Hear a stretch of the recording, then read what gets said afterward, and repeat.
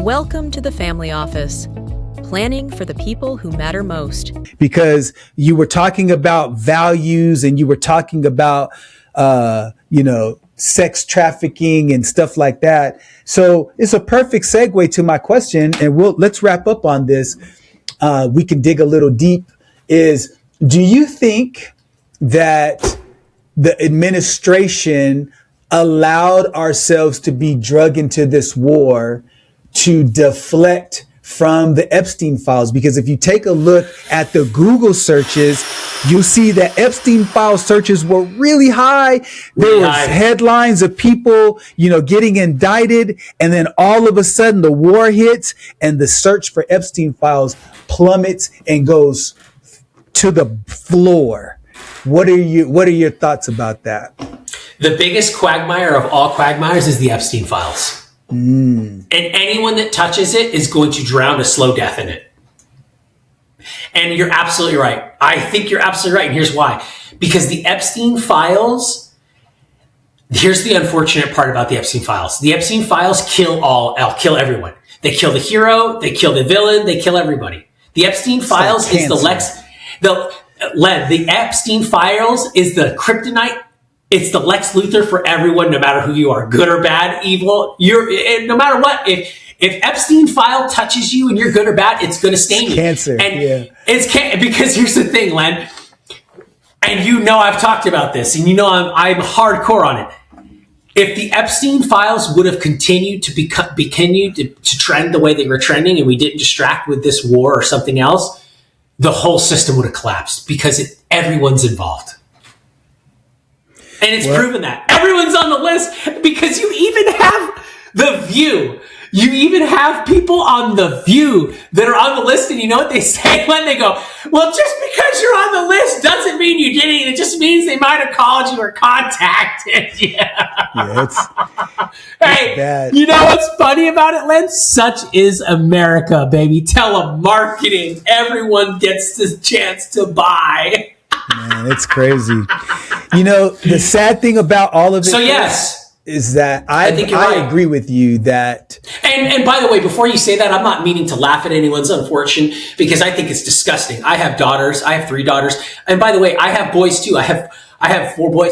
Like, it's disgusting. And if I ever meet someone that's done that to a child, I'm not a violent person, Len, but man, I love, and it's not even this. It's so much more sinister than what I would do to someone like that. It's children, because go ahead and do what you want to do to adults, but children are innocent. Children are helpless. Yeah, no doubt, man. And to me, it's a sad state of affairs when a war. Let's just assume that our opinions are correct. We haven't done any deep journalism. We're just 2 YouTubers that are business owners putting our opinions out here, man. And so what do we know? But this is what I do believe. There's some masochism to it. There's some masochism to it. You're right, man. And if what we believe is true, just think, man, so far already, like I mentioned before, there's already 13 lives, 13 mothers that will never see their sons again. 140 people whose lives may never be the same. They may never be able to walk the same. They may have PTSD for the rest of their lives. Some of them may even commit suicide because of everything that comes. We don't know what's going to happen to those 140 people. And furthermore, there's been about 1,300 people throughout this conflict that's been that have died already. And what's so crazy about it is that there hasn't even been a declaration of war.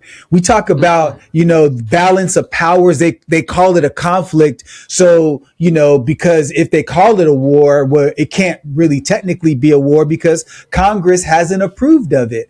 And so it's just an utter shame that in order to avoid people from going to jail, we can be drug into this war. I'm calling it a war because there's no way we're walking away from it, Chris.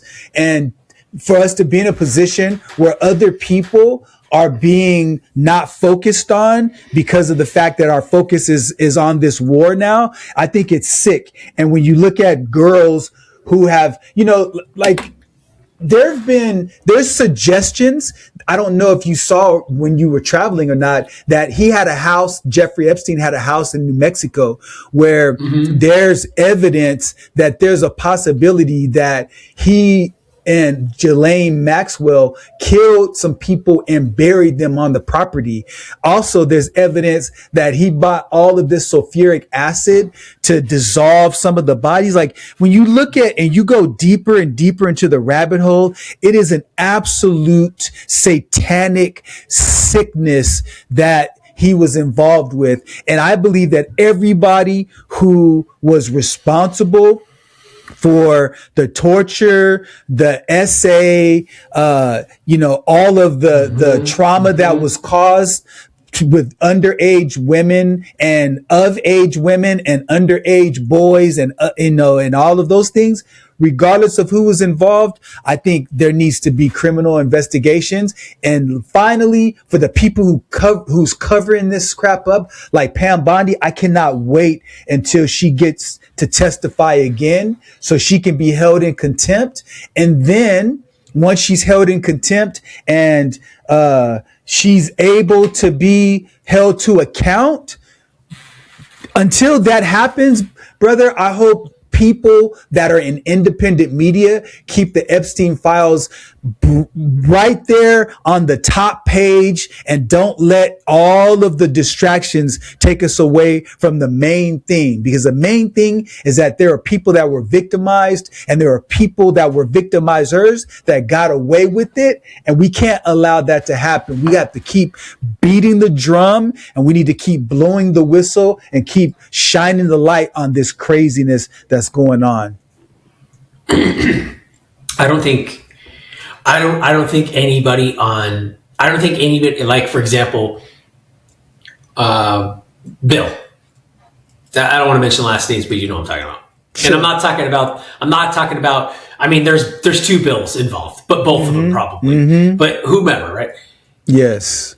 There's nothing's going to happen to people like that in those positions. Nothing's going to happen to them. Certainly, it looks like things are happening with Andrew. Is it that we don't have the will to go after? I don't think so. I think it's fluffery. It's fluffery. It's for show. It's puffery. I mean, I'd at least like there to be some type of public semblance that people are being held to account. Because if you think about Andrew, Prince Andrew, he's been pretty maligned. And even because a person like that, where their what do you call it? Their brand and their reputation have been tarnished. You can't recover from that. And so that is, at least even if he doesn't get any jail time, people know him for who he is. That's a good start, man. I'm not saying it's enough, but there's people whose names have been floated around, but there hasn't been any real teeth in the culpability and responsibility. I don't like that, man. I think it's wrong, and we have to keep shining a light on it. Well, in good news, look, and you could agree on this. Trump axed Kristi Noem, which was great. He didn't waste any time on that. She blundered. She misappropriated. I don't want to say she misappropriated. She spent funds on that commercial that she shouldn't have spent on. Did you watch the commercial, by the way? I think it's hilarious, by the way. Did you watch it or no? I did. Yeah, I did. It's awesome, right? Look, but ultimately, the linchpin in her firing was the extramarital affair. So that is cool to see that. It is cool to see that. That gives you an idea. But as far as that's the type of crap I want to see happen. Even more so, obviously, because the offense is more offensible. That's the kind of crap that we want to see with the Epstein stuff. But I don't think we're ever going to see it.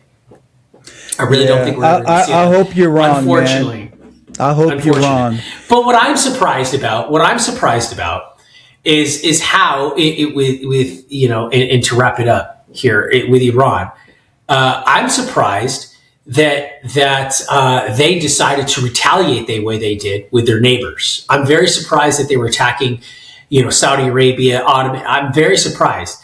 And what I'm really, really, really concerned with is this. And this, I don't know if you've even thought about this. Is you do know that there are those neocons and the rhinos within the right here that are just frothing at the mouth for this to go full scale.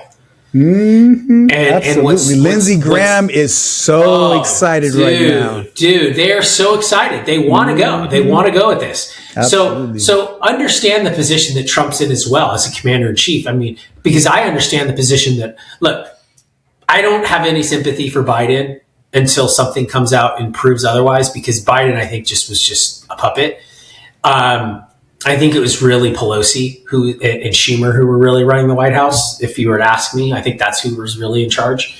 But I do have sympathy for Obama, because I know Obama was in a tough situation, just like Trump is, because Obama faces the same type, and Obama did face the same type of scrutiny that Trump faces.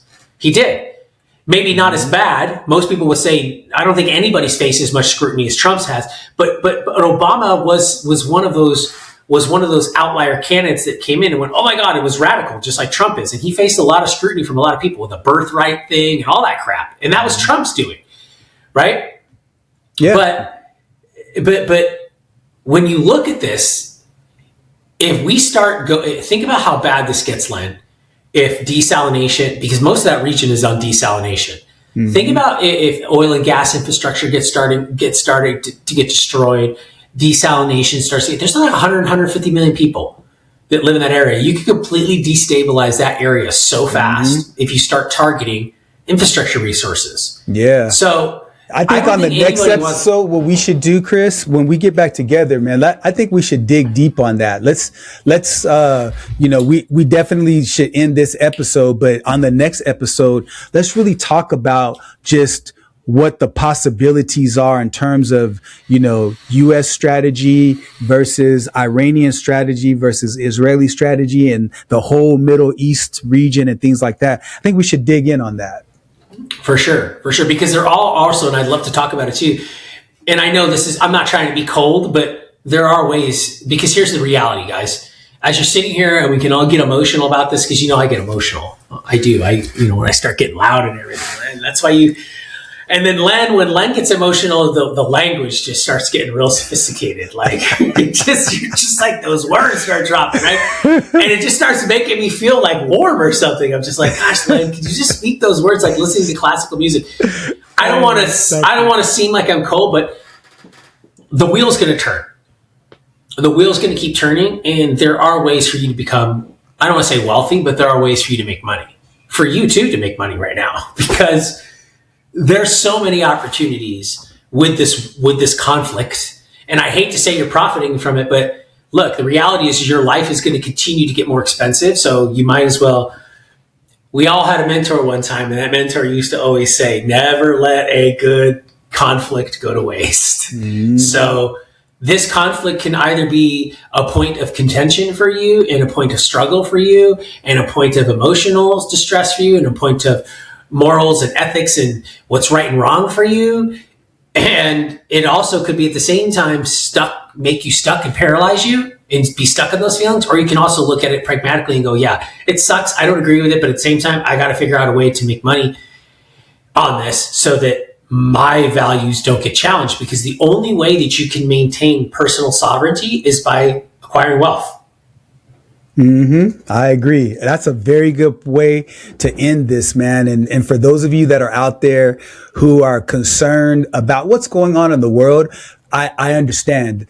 But at the same time, going back to what Chris is saying, it's so important to take times like this to really take a look at who has rulership over your life. And I'm not talking about your spiritual beliefs. I'm talking about on the day-to-day basis. This situation right now is going to only get worse, because gas is going to become more expensive. The cost of living is going to become more expensive. And if the work that you have right now isn't paying for that, consider getting a side hustle, consider starting a business. And with that being said, Chris, I always regardless of how we disagree, I've always agreed with you from the standpoint of you understand the value that capitalism brings to you and your family and the ability to make money and to be able to control what you do on a day-to-day basis without allowing somebody else to dictate that, man. And there's a level of freedom and liberty that comes with that. And I respect that.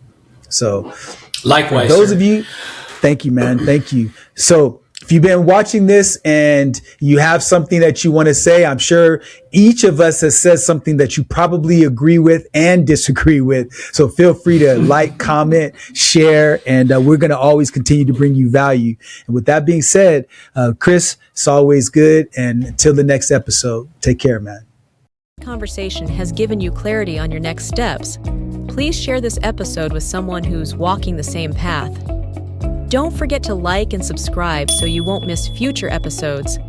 And remember, planning ahead isn't just prudent, it's an act of care. Thanks for joining us, and we'll see you next time on The Family Office.